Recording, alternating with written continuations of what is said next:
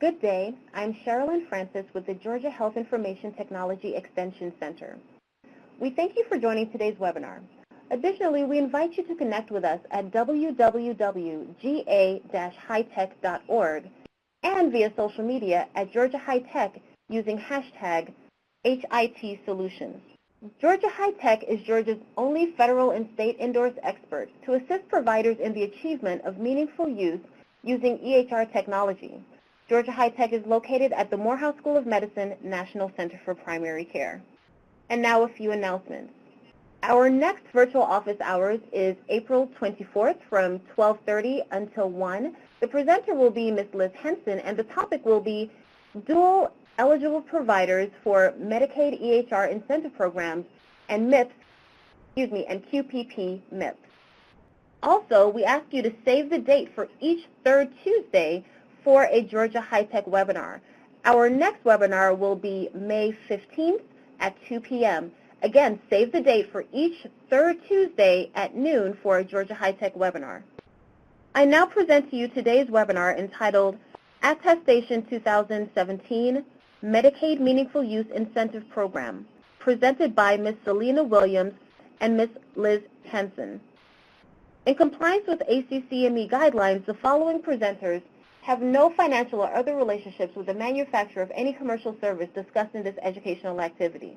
The goals for today's webinar are to provide an overview of 2017 changes, to recap the meaningful use requirements for modified stage 2, to review the attestation checklist, and to discuss payment year 2018. And we will begin with a poll question. And the question is, have you already completed your Medicaid meaningful use attestation? Okay, thank you for responding to the polling question. I see some folks are still responding. And I'll see that 60% of you have not yet attested. And so hopefully we'll give you some support on that today through this webinar. And of course, we'd love to provide you some additional support if you require it. Tickled to see that nobody has marked that they're not attesting because they couldn't meet the meaningful use measures. So that's just wonderful to see.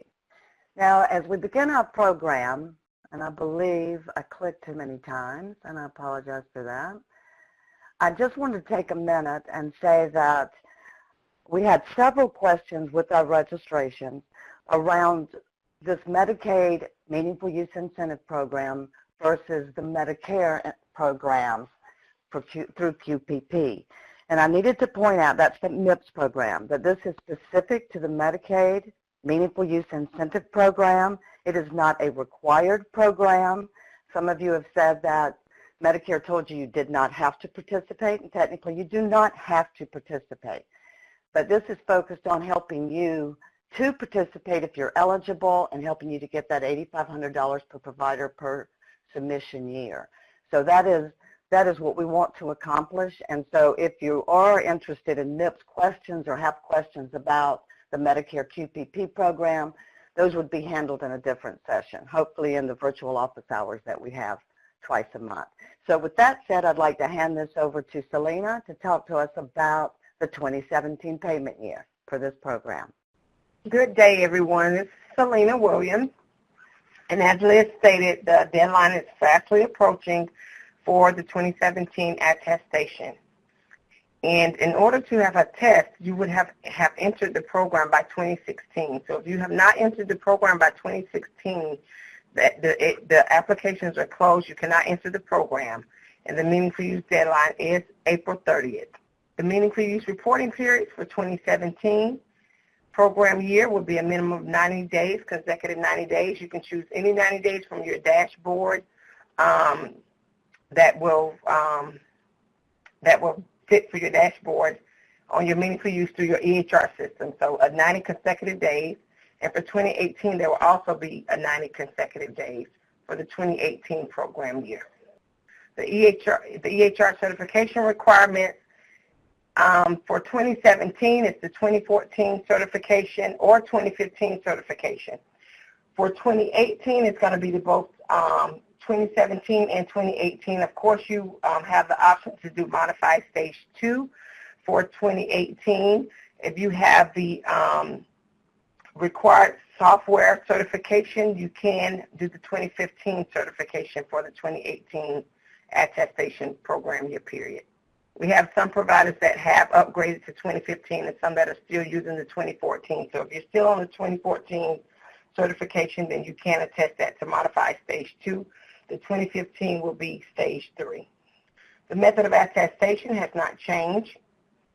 The Georgia Medicaid EHR sitting program, you still will attest to the meaningful use through the MIPS, MMS, and MAPR system. And these are some of the documentations you will have to have, and this is the web link to the portal where you will go to attest.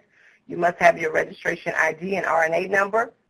I will pass it back over to Liz to discuss further on Modified Stage 2. Thank you, Selena.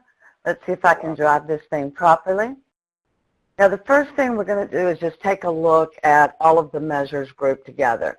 And we are going to talk about these measures individually. But I just wanted to point out that you will see some changes on this report that we're going to discuss.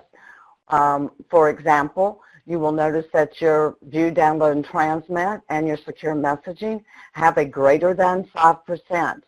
So, and this has been an issue for some practices, and it's something that we need to work on going forward. But that is a change that you might have seen from previous years if you participated in the meaningful use portion. If you're new to it, then you'll be glad to hear some information on it. There are some additional changes, such as the Health Information Exchange. We got an exemption for that if it's less than 100 referrals out. And so we're going to talk about these individually, but you may find this a handy page to have if you download the slides, and this might be a handy chart for you to keep available to you. You might even want to share it with your providers. Now, the order of this may seem a little off to everyone because I'm going to talk about the clinical quality measures first because there have been a change to the clinical quality measures. We can do a 90-day reporting period, and so that's a good thing to hear, that the clinical quality measures reporting is just for 90 days, but the number of quality measures available to you have been reduced, and also you only have to do 6 clinical quality measures out of the total, rather than having to do 9 from 3 different domains. So I can tell you, those of you, that 60% that haven't attested yet, this really makes this portion of submitting your meaningful use and quality measure data much faster. So there's only 6 quality measures, but we do want to circle back and tell you to make sure that we pick out the quality measures and know which clinical decision support rules are going to go with them, and we'll talk about that in just a minute. There are no longer requirements for adult and pediatrics, and we do recommend that you have your CQM or NQF number. Those are 2 different identification systems for quality measures, and different EHRs use different ones. Some of you have EHRs that give you both, but make sure you have the numbers for those and you're familiar with them, because when you attest, it'll be a lot easier to find them. We will talk about that at the end of the webinar. And the next thing I wanted to point out to you is that there are some additional attestation questions that you have not seen in the past if you haven't yet attested. And so when you go to that first meaningful use table, if you will, you have to scroll down a good ways to get to that first edit, because the left panel with all that information in it is quite long, and that has caused some confusion.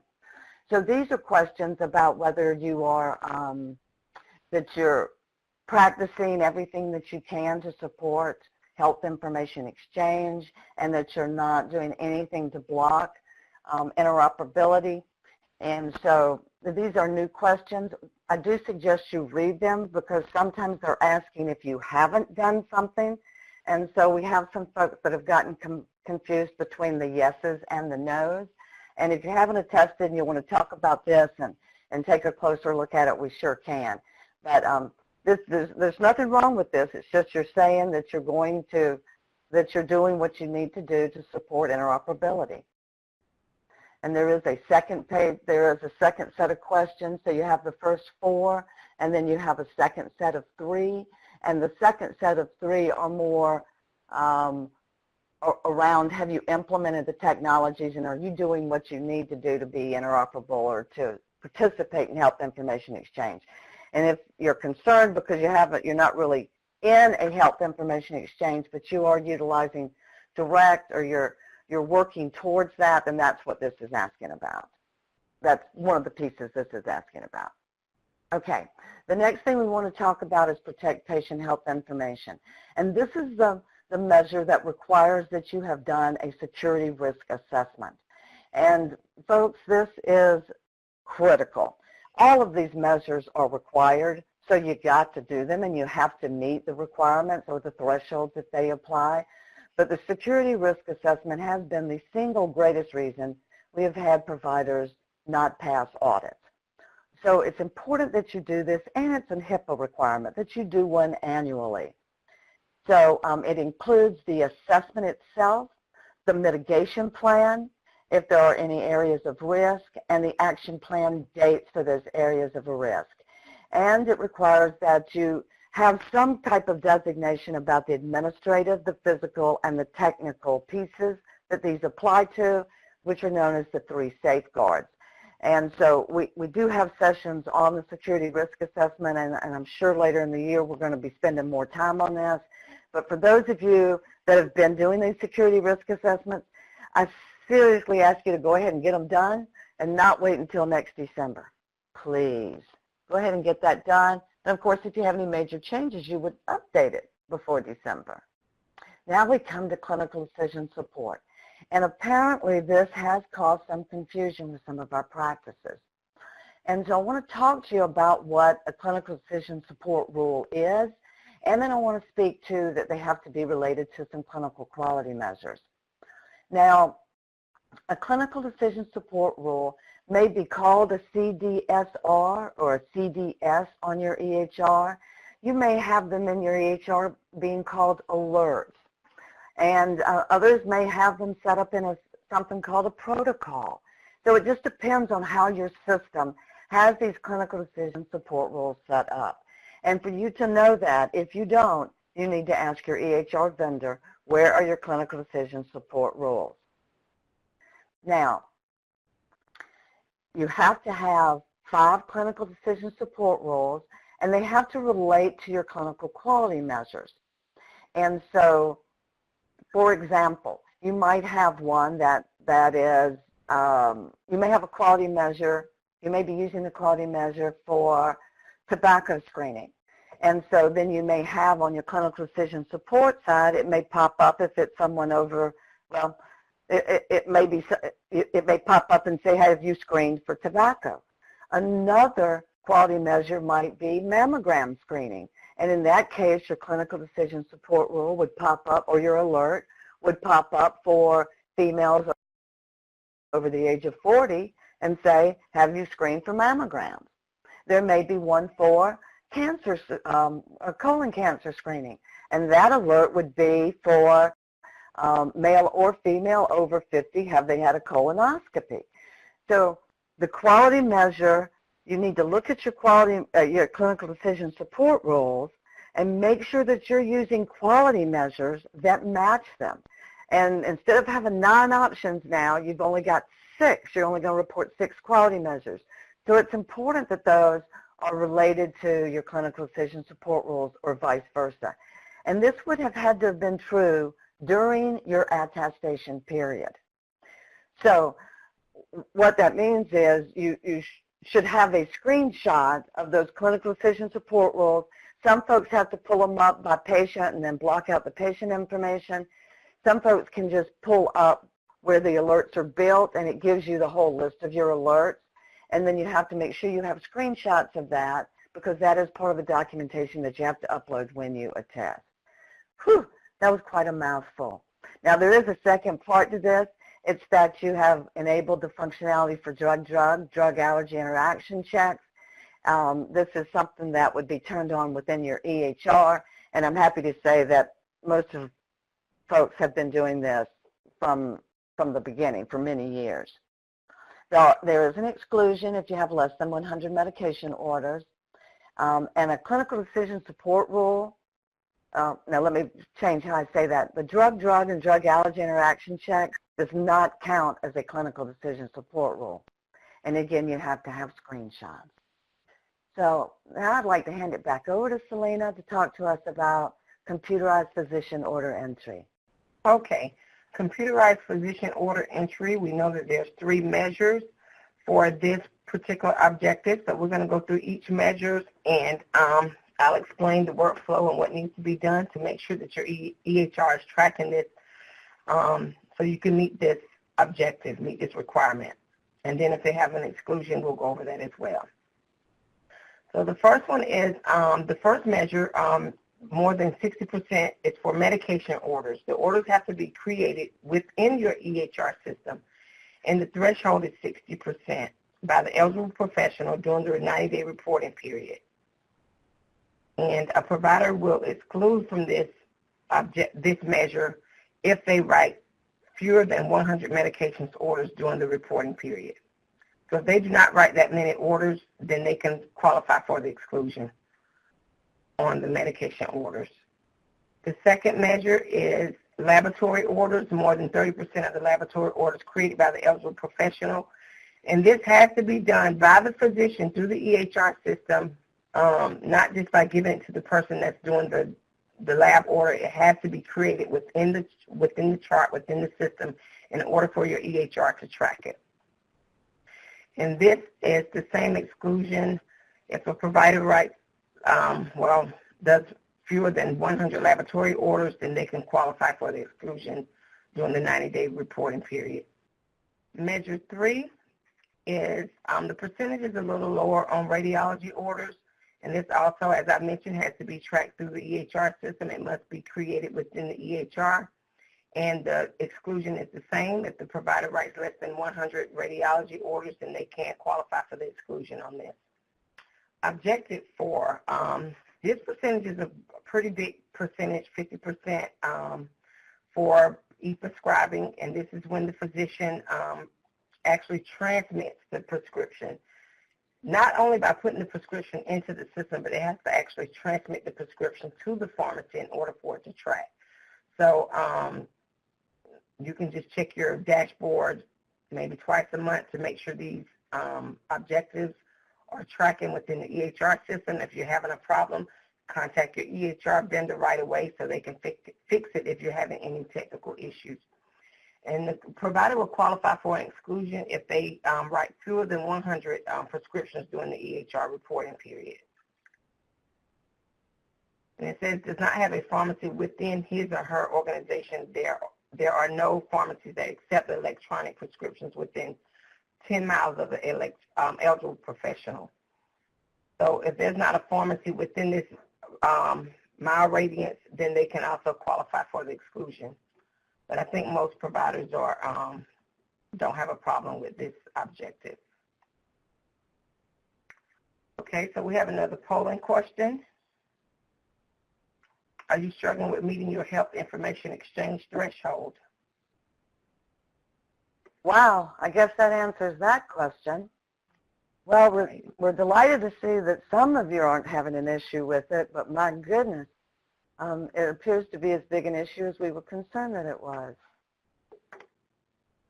Okay, so let's take a look at that health information exchange, whereas we see over 72% of you are having some issue with it. Now, this is the requirement that you have to send information to another provider to whom you're referring a patient with a continuity of care document electronically. And a fax machine does not count as electronic, even if it's called an e-fax. So this has given us some problems. Usually those problems occur in areas where you're having a hard time finding other providers who have a method to receive this document. And we need to make sure that we get a handle on this requirement, folks, because it gets expanded in stage 3, so we need to make sure we get this figured out, if nothing else, by this year.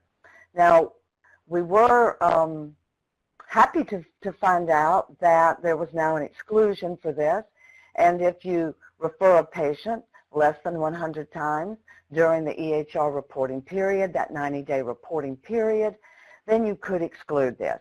And if you're in a specialty, then you may easily fall under 100. This is a little bit higher, harder to reach in a pediatric environment or a primary care environment, and even in our OBGYN environment.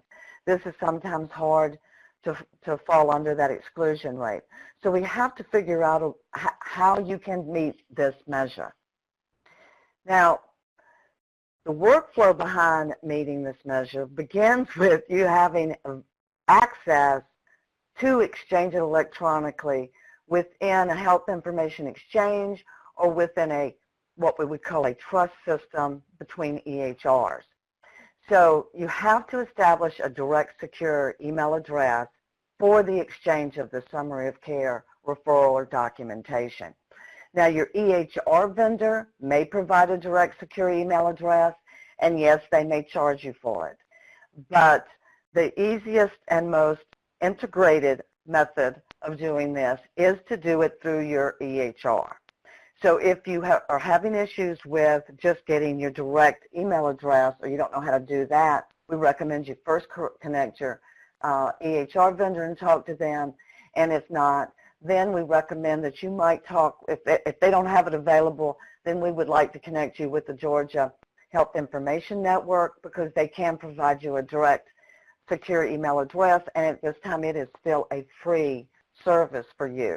It is not it's not integrated with your EHR at this time. You would have to track that separately, so it's not quite as easy, but it is doable, and we have had practices that have been successful doing this. Then you need to know how to generate a summary of care document. Many of you, I often hear that somebody's system can't do it, and it turns out that it's just a different workflow, that you have to click some different buttons and you have to set up a different table for those direct addresses of who you're sending to. Then the hard one, obtain a direct email address from providers to whom you refer. Wow, this is just really difficult.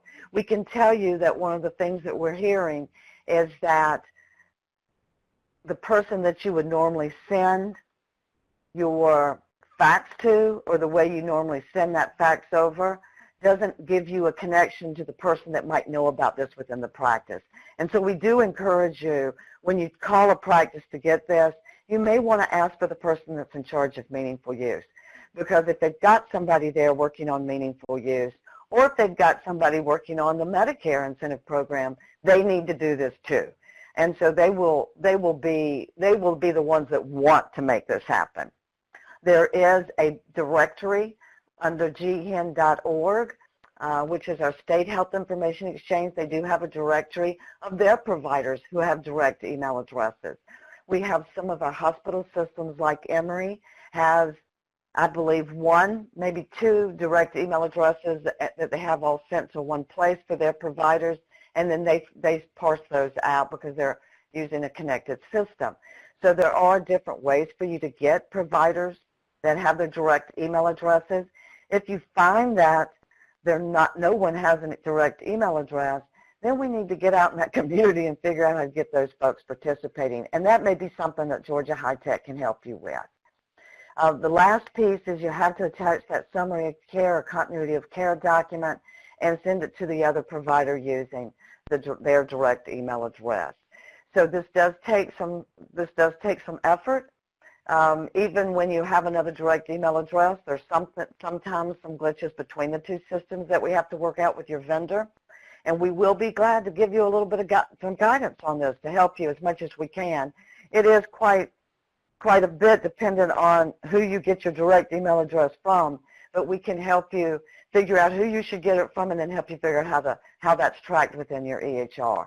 And we would like to do that for you because we want to get you past this barrier if it is indeed one for you. And so, Lena, I'm going to hand it back to you for patient education. So to go into Objective 6, patient-specific education, the percentage on this one is not as high as the other ones, it's 10%. And this can be done, it's usually done by the clinical staff. It all depends on the workflow of your office and what works best for you. Usually this can be printed by the nurse while the patient is still in the office or still in the room with the nurse, or some providers upload it to the patient portal so that the patients will have access it through that. But you have to just make sure that the EHR system is also tracking this. So the percentage on that one is 10% for the patient-specific education. Objective 7 is medication reconciliation. Medication reconciliation, this is usually tracked only through new patients, but we most recommend, and the best practice for that we advise is to do this on every patient that comes in the office. Even though it only tracks on the new patient, do it for every patient that comes in the office when you're going over their medical history when the patient is checked in. And the percentage for this is 50%. So let's make sure we get those done when the patients are being checked in. That should also be done. Workflow is usually done by the clinical staff. And the exclusion on that is any EP who was not the participant of any transitions of care during the EHR reporting period. Okay, objective 8. Yeah, there's 2 measures to this, and what I've experienced and with some providers, they've been having problems with this. The first measure is more than 50% of all unique patients seen by the EP during the EHR reporting period are provided timely access to view online, download, and transmit to a third party their health information. Now this is when the patient comes in and you give them access to view their medical records. Give them a username and password so they can access it. That's the first measure, and that's 50%. And some people don't have a hard time meeting that measure.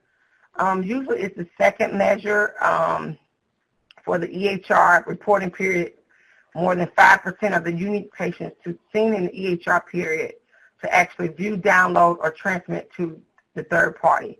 And this has kind of been hard for some of the practice as far as the workflow, getting the providers to get the patients to go on and look at their medical records via the web portal.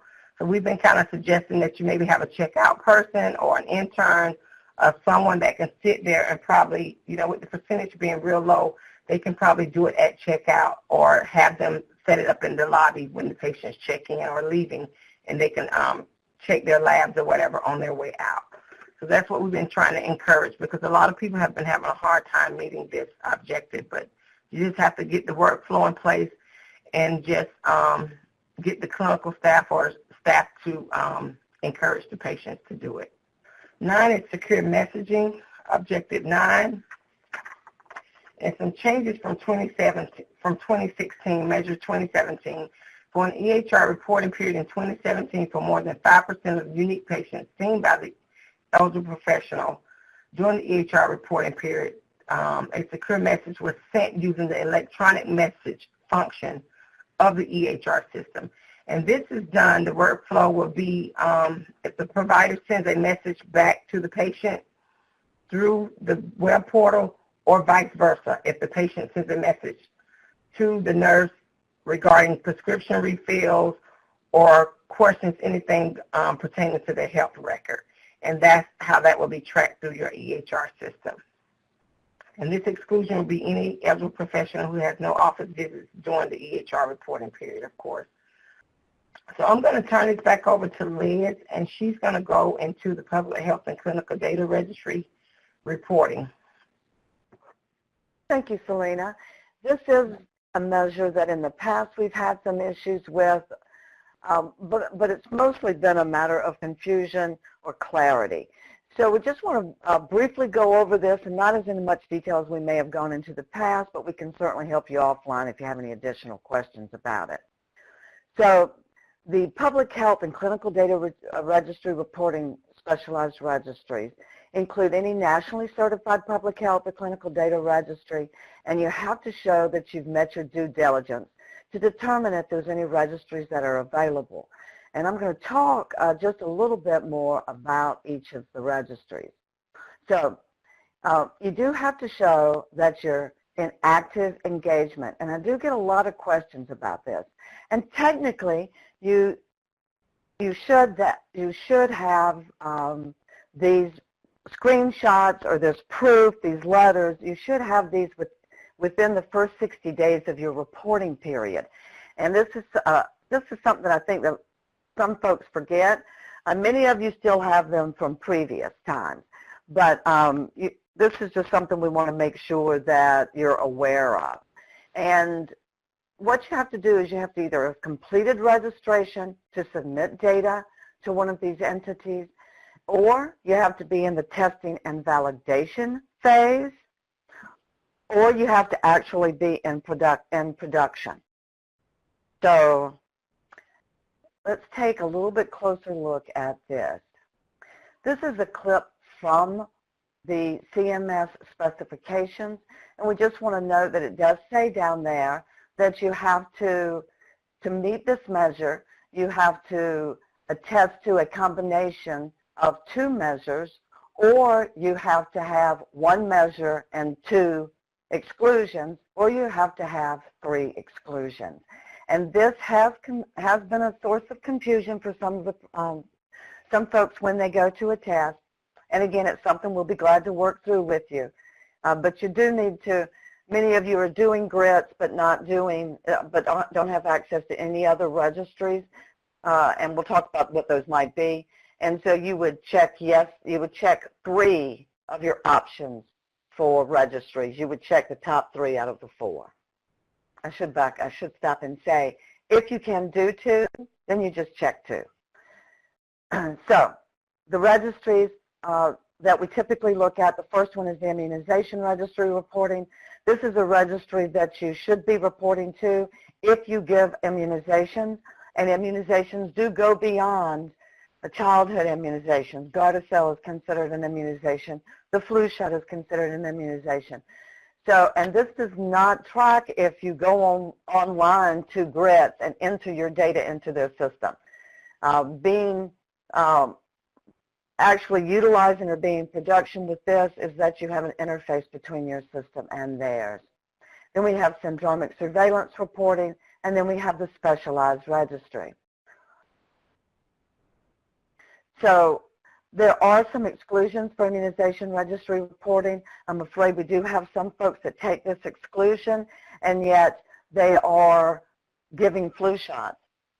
So what we want to do is we just want to make sure that you're aware of what your situation is, and if you need you need to participate in that registry, you do so, because you're going to have to submit either proof that you're doing it or proof of why you should exclude it. And there's the gotcha. It's one thing to say you're not doing it, but part of your required documentation is proof of why. And we do have the link for you to work with the folks on the immunization registry, and then we just have the information that talks about the exclusion if you do not administer any immunizations, because you certainly have this registry available to you, and you need to be using it because you need to meet this objective. It's not as easy to exempt as some folks think. Then we have syndromic surveillance reporting.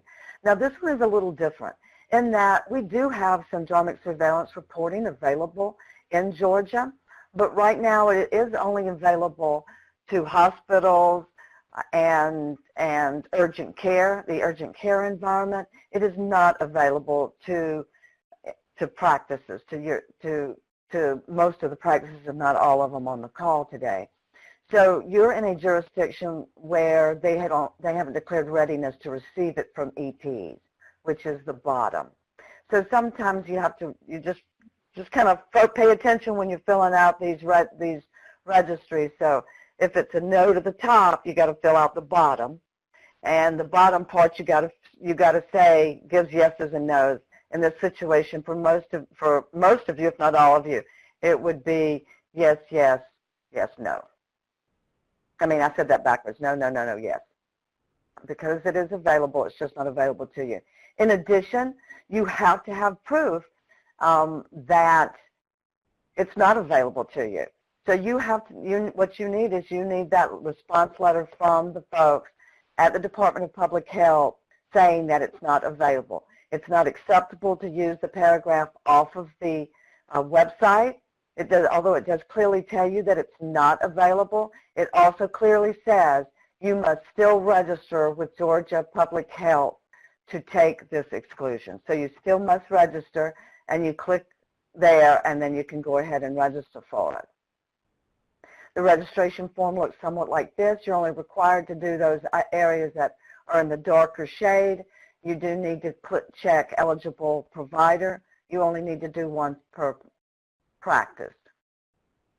And then, of course, you want to check the box for syndromic surveillance. You should get within a couple of days a letter saying that it's not available, and that an email saying that it's not available, and that email will need to be put into a PDF and uploaded when you attest. And they do prefer that you get one every year. Although it is the same answer every year, they do prefer that you get one every year. When I say they, I mean at the audit level and the review level. The last registry that we'll cover is those specialized registries. Many of you that participate in the Medicaid Meaningful Use Program are in areas such as pediatrics or OBGYN, and there is really no registry available for those two. And so you can contact your professional society, and they will send you an email telling you that that is not available for you. And then that would support your exclusion. Again, we strongly recommend you get that every year. There are other registries that are available. You just need to check with your professional society, and you need to check with the state. Some examples of others that are available at the state level are the cancer registry. I believe there's a newborn registry. So there are other registries that are available. Now, if you show that you've done your due diligence, you can prove that you've done your due diligence, or you have not planned to participate. There's no real specialty registry that you can participate with. Then you can take an exclusion. But again, you've got to document why. And that's where I'm seeing some folks not having what they need. This presentation will have a link that gives the specifications for these requirements. I can't tell you that it makes it any more clear, but we certainly can work with you on an individual basis to hopefully make that clear. Do want to state again, you have to have documentation that you're participating or that you should exclude this particular registry. And this is the specification requirement for participating, or how you have to check before you can take an exclusion. This isn't necessarily something we need to read through specifically, but it is something we want you to have a copy of. And then there's the Georgia Cancer Registry. This does not apply to many of you, but it is a registry that is available in Georgia. Now we want to go over our attestation checklist. And if you have some questions, we're going to try to leave just a few minutes to go over some of those. We've tried to cover most of the ones that were sent in with registration. Do please make sure you've got your ID or your RNA number prior to you attempting to do your attestation. Some of you did lose that since the last time. Some of you haven't attested for a couple of years because you can skip years and come back and attest. So you do have to have that registration ID or that RNA number. You will have to have access to GAMAS for each provider. Some of you have gone into the system and put all your providers together, but some of you still have them individually. You have to log in, so make sure you have that access. Remember, for your upload files, no file can be greater than 4 megabytes, and so you may have to split up some of your reports. Also remember that your files must either be in Excel with no macros or PDF, and so that means your patient volume calculator needs to be saved as an XLS or an XLSX. And some of you use a security risk assessment that's in Excel, which will need to, with macros, that you'll need to take those macros out. Please don't update your original. Make a new, save a new, make sure that you're not updating the original that you need to save and revise for 2018. And here's a checklist. And we do encourage you to utilize this checklist. You may just want to print this screen out when you get a copy of the slides, if you can do that. You may have some additions to this checklist, and we'd love to hear those. You do need to have your patient volume calculator, and this would be for 90 consecutive days from 2016. Typically, I should have put in here that you could use same year. You certainly can use 90 days from the same year. Most folks do use the previous year for reporting, and that you have your verification of use letter that you get from your EHR. And this is also important because it will have your certification number, and your certification number is one of the first things you have to put in when you go into a test. So we need that letter, and you will have to upload it. Your detailed encounter reports, which were used to complete your patient volume calculator. And here's where, because of the file size, you may have to cut these up.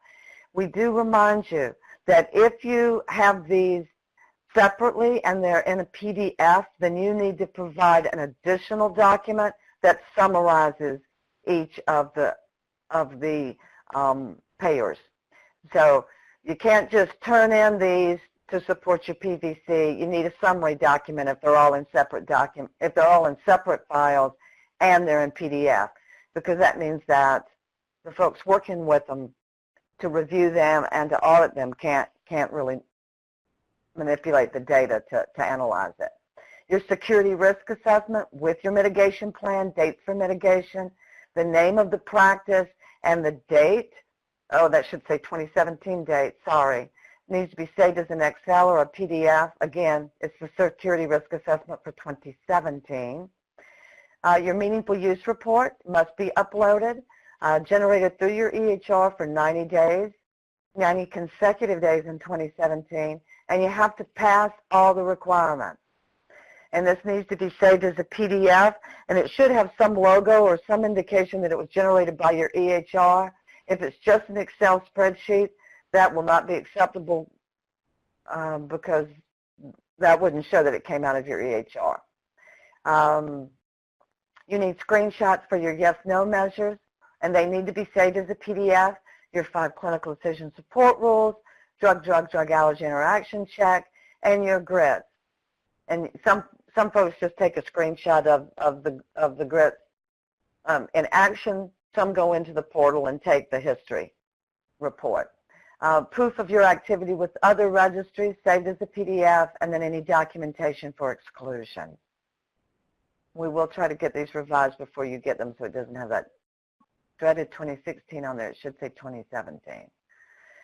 Some tips: have a copy of your meaningful use and clinical quality measure reports available. When I say available, I mean have it on another screen or print it out, because you do not want to flip-flop back and forth between the attestation screen and your reports. That is very awkward and can lead to transposing information more easily. So please either have a printout or have it on another screen. Do create a folder on your desktop called Meaningful Use MU 2017, and go ahead and put all your files in there that you're going to upload. That makes this process much faster than searching through 50 files when you only want 20 of them. Make sure your documents are legible. We have had some folks that have uploaded screenshots that can't be read. So we need to make sure that those screenshots are legible. Do run a report of your encounters during your meaningful use reporting period versus the encounters in the EHR. For many of you, that's the same. And the reason I say that is there is a screen when you begin your attestation that asks you to demonstrate that at least 50% of all your encounters occur in a location where you're using certified EHR. And this is not reflected on your meaningful use report. Your meaningful use report is reflecting patients, and this asks for encounters. So if you truly want to answer this response the most effectively, you just need to run a quick report to see how many encounters you had during the 90-day meaningful use reporting period. Again, just run your report for total number of encounters during your meaningful use reporting period. Not your PVC reporting period, your meaningful use reporting period. And if you're documenting everything on all your patients in the EHR, the numerator and the denominator will be the same. Put your exclusion letters on letterhead, please, that you're going to write to support your exclusion. Please know what your clinical quality measures, how they're identified via your EHR. When you get into your quality measures, the second column, you can click on the first column if you're using NQF, numbers, and it'll have them, it'll switch them into numerical or reverse numerical order. And if you want to use the second column, you can click on it and it'll put those in numerical order, which will be much faster to find if you're trying to find the NQS or the CQM number and you've got that in numerical order, it's much faster than it may first show up to you. Do not submit until you have all the required documents uploaded. If you do, the folks that do the review are just going to have to put it back into incomplete. They're going to have to ask you to upload the documentation. You extend the amount of time between when your documents can be reviewed again. It's just not very productive. So please upload all the documents that we had on this documentation requirement sheet checklist. You need to upload all these documents before you submit. And then lastly, we're just going to circle up to 2018 because, of course, we're 4 months into 2018 now. So we want to make sure you're managing your measures and your thresholds. Make sure you're getting some progress or have a strategy to increase your view, download, and transmit, your secure messaging. Make sure you're working on that health information exchange, or let us know if we can be of some support to you. Start working on that security risk assessment. Go ahead and get the registries. You may not be planning on using an early 90-day period. You may be planning on using this summer or maybe the last 90 days. But go ahead and get those registries taken care of and get that information done. Go ahead and get those clinical decision support rule screenshots or get that figured out. You can't yet work on your patient volume calculator yet because I don't believe 2018 is available. And Selena can correct me on that. And then I think Selena had something else she was going to share with us on perhaps on syndromic surveillance. Yes. On the syndromic surveillance, you must attempt to get the exclusion letter from the registry stating that they do not offer it in Georgia in order to upload that with your attestation. Okay, thank you, Selena. So that was a little bit of late breaking because we just wanted to challenge that a little, I guess. Sorry. So we just wanted to see if we really had to get it, and so this is a response that came from the auditors that they do ask that you get it. I have had at least one practice who was told that by the folks at DPH, and maybe this was just a one-off, that they really didn't need it. So if somebody from DPH says that to you, get them to send you an email saying that. And that indeed would be your proof. So we need that. Very good. So we do have a list of resources that are available to you. We'd like to, of course, encourage you to use our resources and let us help you. And this will be available with the presentation. And so I did want to say that I did have a question. We did have a question on registration. It was a question about reattestation. And I'm afraid that I don't exactly know what you mean by reattestation. So if someone is on the phone and had a question about that, if you'd like to chime in and ask us that question or put it in the chat. I don't know if by reattestation you mean resubmission, if they put you in incomplete and you need to upload some more documents and go in and submit again. Or if you're asking because you haven't attested in 2 or 3 years and you'd like to participate again, then that's certainly something that you could do, and we'd be glad to help you out with that, but I'm not quite sure what that question was exactly. Hopefully we've answered your questions around clinical decision support roles, and if you need some further assistance, we had some questions about HIE and the security risk assessment. Okay. So let's see, what kind of questions do we have in the question box? So we need some clarification on certification required for all staff entering orders. The old certification question. So that is a good question. And the answer that I know to the question about whether, and I'm sorry to go silent on you folks, obviously I can't read and talk at the same time, but the question is around what is the certification needed for staff to enter orders into the EHR. And we know that we worked through a couple years ago about the requirements, what the requirements were for prescriptions and entering those medication orders. And it does have to be a person that holds a certificate to do so. But this may also include, this question is specific to ordering vaccines or ordering hearing and vision and on nurse visits. So I have to ask you to let us please back up and see if we can get a specific question from our specifications. I'm afraid I haven't really had it asked about vaccines or hearing and vision tests. So I will have to check on that for you and give you a response at another time. Apologize for not knowing, but once we ask, then we'll know. Here we have another question. If we have new providers after 2016, can they qualify for years 2 to 6?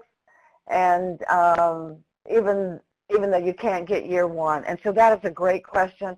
And the answer is if they weren't in the program.